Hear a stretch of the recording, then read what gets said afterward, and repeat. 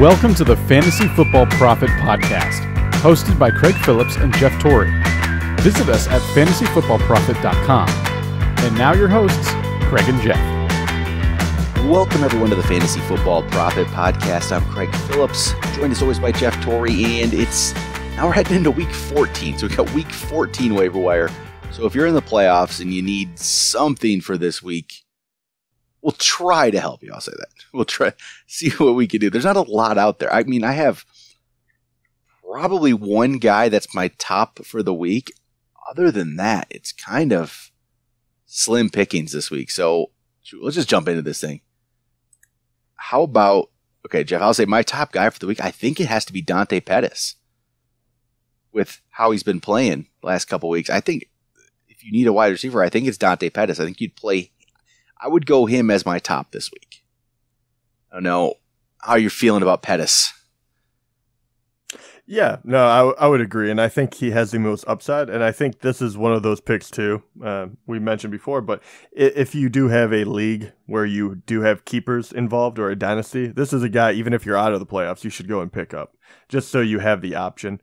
But yeah, he's done really well, and I think every other guy really, and once again, the 40% owned or less, you kind of know where they're sitting. They don't offer a whole lot of upside. This would be just filling points. I think Pettis actually does have a possibility of getting you more points, having a higher ceiling. I don't think we've really seen everything he can do yet.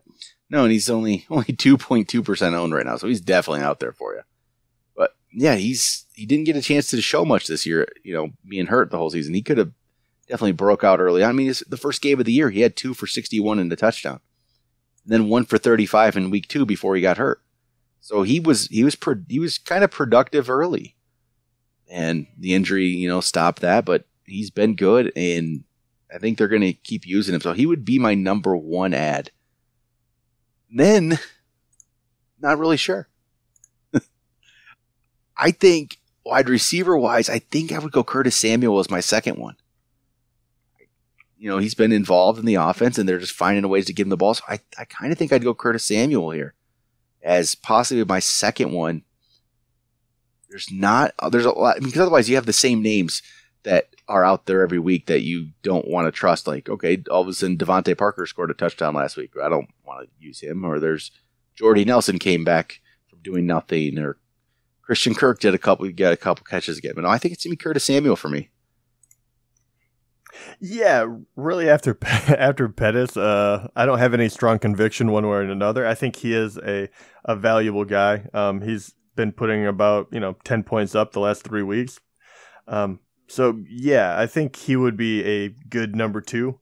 Not someone if you're going into the playoffs, not someone I'd fully endorse, but at the same time, it is pretty slim pickings out here. And you said why. I mean, there's no one out here that I feel great about. So he would be that second tier, if you will.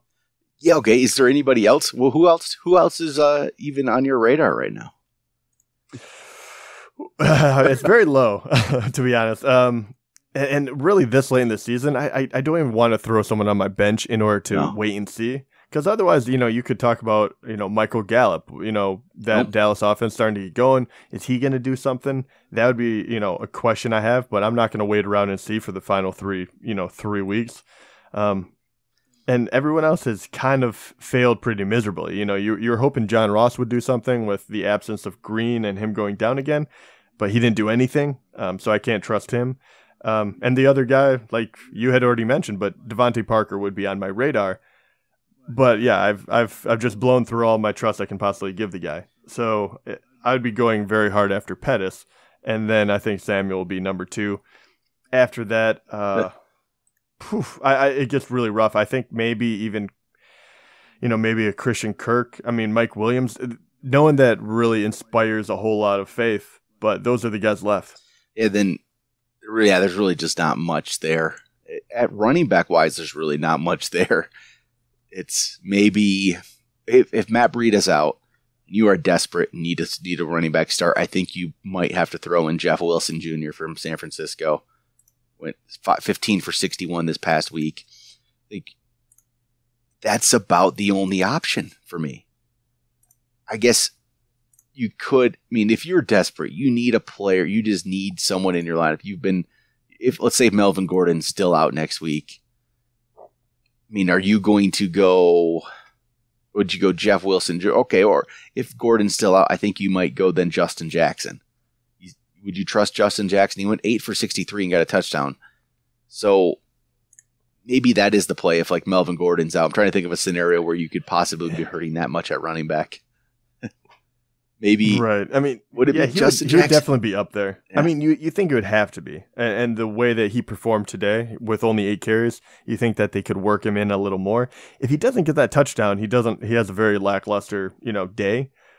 But the way that they use him and Eckler, in tandem, I think that would be safe to say he'd probably be the safest bet.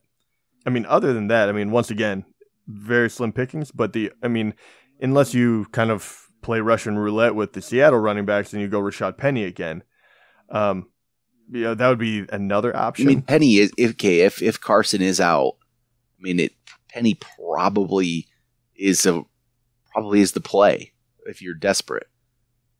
This isn't going to be something I feel even slightly comfortable with, but there's a chance that he gets 20 carries all of a sudden if Carson's out, and he could definitely perform well with those carries. It's not something I would be surprised to see. But yeah, and once again, we're just kind of waiting for it. Once again, too late in the season. I'm not going to take any risk. But, throughout the whole season, you're kind of waiting for their number 1 draft pick to kind of come into his own. They can actually put him in that primary running back position. It hasn't happened.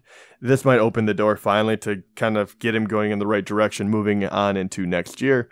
But we'll find out. But yeah, he would probably be my number 2 and number 1 if, obviously if Melvin Gordon is able to return. So really what I'd probably recommend for this week is you go pick up handcuffs if you're in the playoffs. I might just go pick up some handcuffs. Go pick up, who else? Go pick up Malcolm Brown if you're a Gurley owner. Go pick up Wayne Gallman if you're a Barkley owner. Those types of players. Maybe even a Rod Smith if you're a Zeke owner. Try to just go through, pick up some handcuffs, and get rid of some of the, players on your bench that you're never going to use, like Deshaun Jackson. Right, yeah. That's what I did. I got rid of he was hurt anyway. But I got myself some handcuffs because get rid of some of the players you'll never play. So if there's an injury, what you're going to do is you're going to plug in that guy, plug in the backup.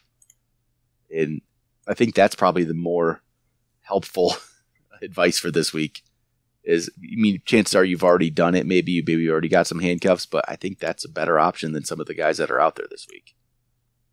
Just isn't much.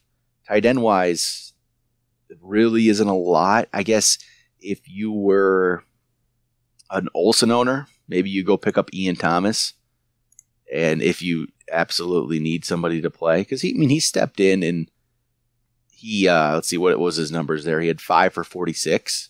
So it's sad that we see 5 for 46 at tight end now, and you think, oh, that's not bad. Right? Yeah, it is. It would be someone that would be middle of the pack. Yeah, and it's, if you lost him, you could still maybe go the Chris Herndon route or something like that, but there's just not a lot. Jonnu Smith, he didn't really do much, only 2 for 29. There's not much. For some reason, I always want to, even though he did nothing, Gerald Everett, I just always feel like getting a player in that kind of offense is always a good move, but he hasn't really done a lot. But yeah, I'd probably go Ian Thomas over a lot of these guys. Yeah, sadly enough, yeah. I think that would be the question. I think between him and Herndon of people that would be available for that 40%, which one of those two would you feel better about? I'd go Thomas. Thomas? I really would. I think I feel more comfortable with him. Don't know why. Just gut feeling, I guess. Nothing really to back it, but more of a gut feeling. I feel pretty decent about him. But how about we look at some maybe streaming quarterbacks for this week? See what we have if you need somebody to play. You got Lamar Jackson against Kansas City. You interested in that one? I tell you the truth, I don't want to rely on that. I really don't. But it does stand to reason that they're going to put up a lot of points. KC will. And even if he's not having a good passing day, he will have to run around, and he probably will create some points for himself doing that. And heaven forbid he actually catches fire and throws a couple touchdowns. You could be looking at a big day. But then again, he's been okay, but he hasn't been lighting, the fantasy world on fire by any means. So he probably wouldn't be my first option. But I know that QBs are going to be very thin right now. And if people, especially people have a few on their bench, he might have to be the guy that you go with. I think, okay, you got Baker then. Baker Mayfield against Carolina. Carolina has been down on the list against quarterbacks so far this year. Baker didn't have the greatest fantasy output this past week, 15.9, but he still threw for 397 yards and a touchdown. I said that he had the 3 picks. I feel pretty good about Baker yet. The 3 picks hurts, but that's his bet. It's a rookie. He's going to have those kind of games every once in a while. I feel pretty decent about Baker. I think I'd go Baker Mayfield over Lamar Jackson if I had to. I would too. Pick a guy this week. And both of those guys, I mean, they're about at 50%. Yep. So whether or not they're available, I don't know. But yeah, I think Mayfield is safer than Lamar Jackson. I think he's shown enough where he can produce simply by throwing. I mean, other than those two, Josh Allen, we've been talking about quite a bit.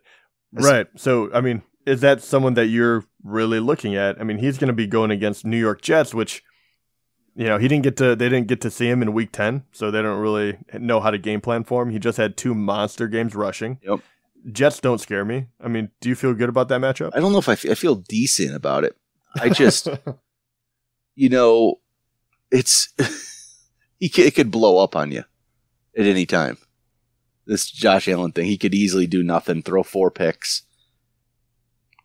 Right. I worry about the fact that perhaps his rushing will fall off, right? Like, it's very difficult because he hasn't done it the games before, right? He hit 10 rushes for 39 yards that did result in 2 touchdowns back in week 3. But the last 2 weeks have been incredible. I mean, 13 carries for 99 and a touchdown, and then against Miami, 9 for 135. He doesn't have those numbers. I mean, you take away 10 to 16 points, whatever it may be, and he is very average. So if he's not rushing, it does scare me that could disappear in an instant. It just scares me. That scares me. I don't know how sustainable those rushing yards are. And that's what's keeping him as a fantasy option right now. So I feel more comfortable. I'll feel more comfortable with Baker Mayfield than I will Josh Allen. And not everyone's going to feel that way, but I do. I feel more comfortable with Baker Mayfield, and I think those numbers are more reliable than that rushing. Until I see it consistently every week after week after week after week for a while, I don't trust it. I just can't throw 135 yards rushing. It's crazy. I can't throw Josh Allen as my starting quarterback in the fantasy playoffs. Yeah, that would take you would have to have a pair on you in order to pull the trigger on that.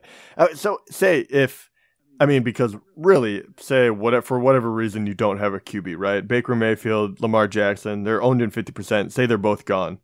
Oh God! If those guys are gone and you had to take just a Hail Mary approach, which one of the guys after that I think I would go Allen then, because then it's like you're picking between Josh Allen or maybe Derek Carr. Right. And I don't trust Derek Carr. He could have a good game, but I'd rather just take at that point I probably would just take the huge upside play and just go Josh Allen. I'd rather play him. I'd rather play Josh Allen and lose than play Derek Carr. What about Mariota? So he's going against Jacksonville. Yeah. Not a great matchup. It's the Jacksonville thing. After seeing what they did to Luck, I couldn't do it. It scares me completely now. And you know how Mariota is the one who can definitely fall down and do nothing. Yeah, he's been completely one or the other this year. He has. I give him this. He has definitely stepped up the second half of the year. 4 out of the last 5 games have been very good, but that low game, 3.1, that is the key element of why, especially going against a defense who can step up against Jacksonville, why I just can't. I think I would rather take a risk on someone like Allen. Yep, I definitely would. I can't take a 3-point in the playoffs. No, and that's what I feel like could happen from Mariota for sure. But okay, how about we end this off with some defenses? See who we like. There's a couple of them out there that I think are interesting. Before, when we were going through this, it used to be you'd want to definitely play the defense going against the Bills. Allen has kind of changed that a little bit, but I think I still like the Jets this week against the Buffalo Bills because, it could just blow up at any time.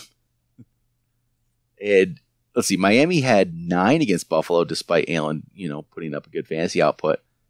Here's the question. I think I know the answer. Would you rather go Jets defense against Buffalo or Bills defense against Jets? Oh, yeah, I would actually rather go Bills. Yeah, I figured. I would too. I think I'd rather go Bills D. So I think I'd go rank them Bills. I still like to play the Jets, but I think the Bills are the better play. Slightly better.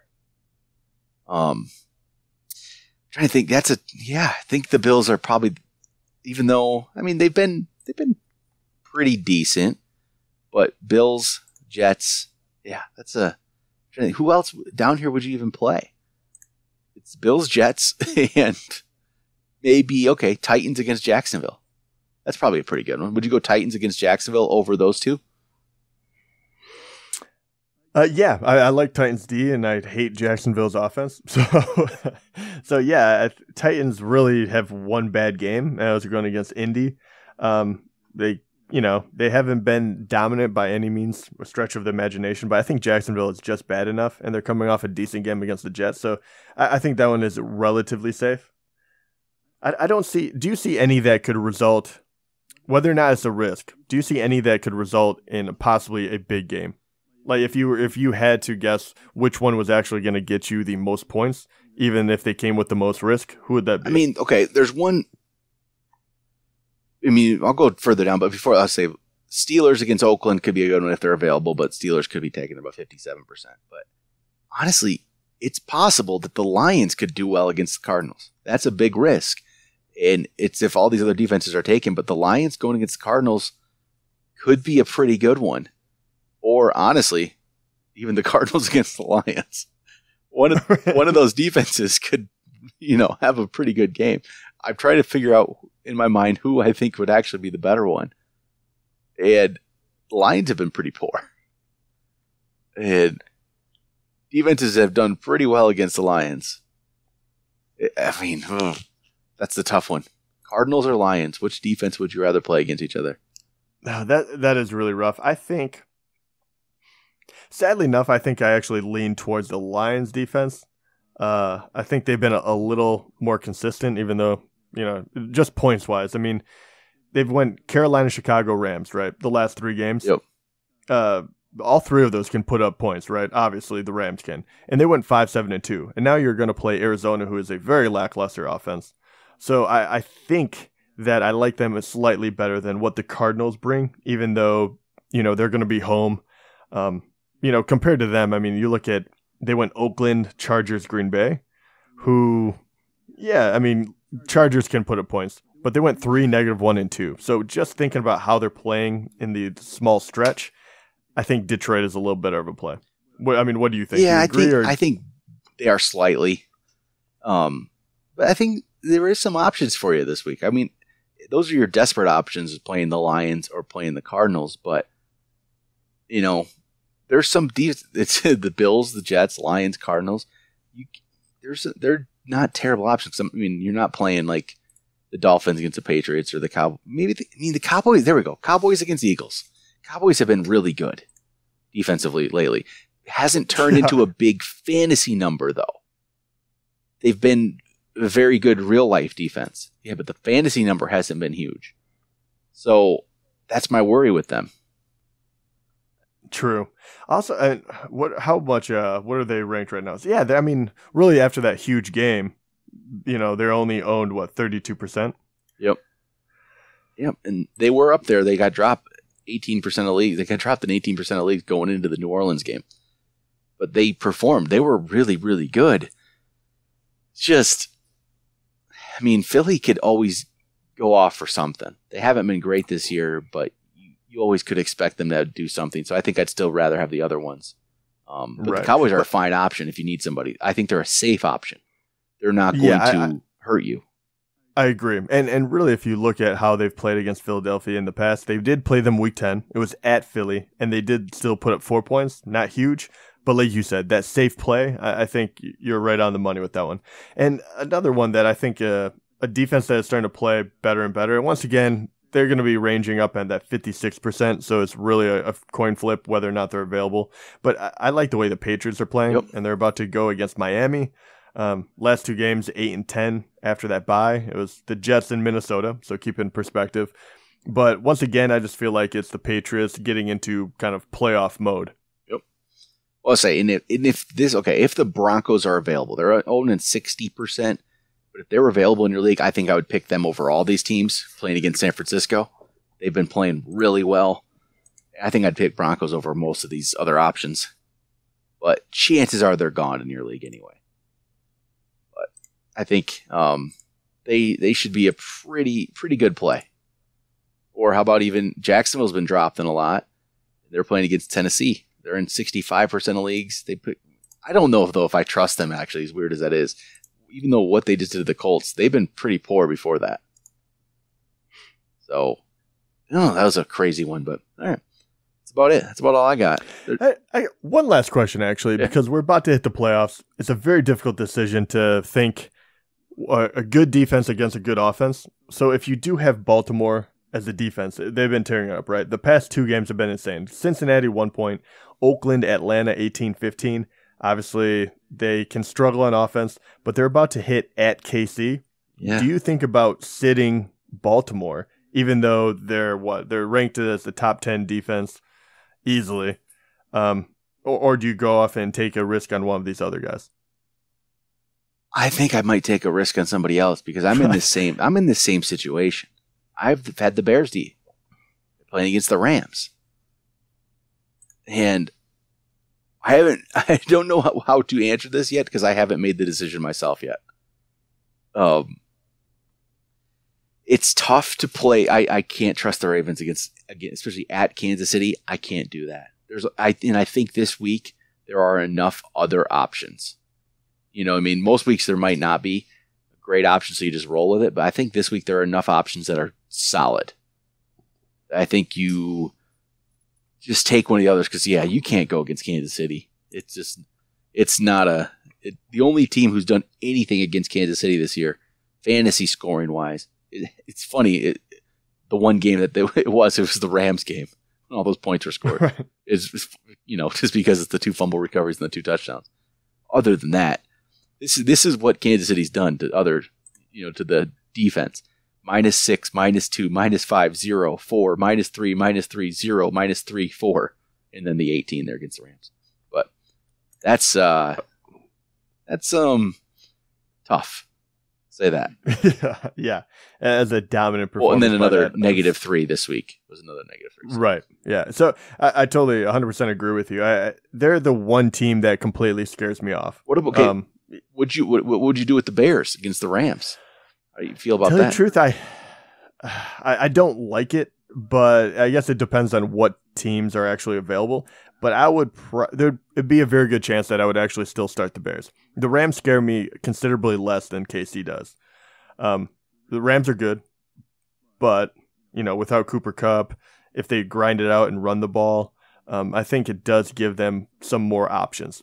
I don't think that they're going to be as dominant, right? Score 13, 14, 28 points like they have in the past. But I do think that it would be safe, and I think that the other teams that you're going to be able to get would probably be that without maybe an upside of interception for a touchdown. So I would still lean towards starting Chicago, even though it's against the Rams. But it all depends on maybe a really good defense got dropped that we're not talking about, right? That's owned in 70% of your leagues. Yep. You do have them, right? So are you leaning towards playing them, or are you leaning towards going out and getting someone else? I don't know yet. I have the Bears. I own the Jets actually right now. I picked them just because I wanted to see how they would do and how Buffalo would do. So the Jets against Buffalo are an option. Haven't decided yet. In our league, the Jaguars are available going against Tennessee. It's interesting.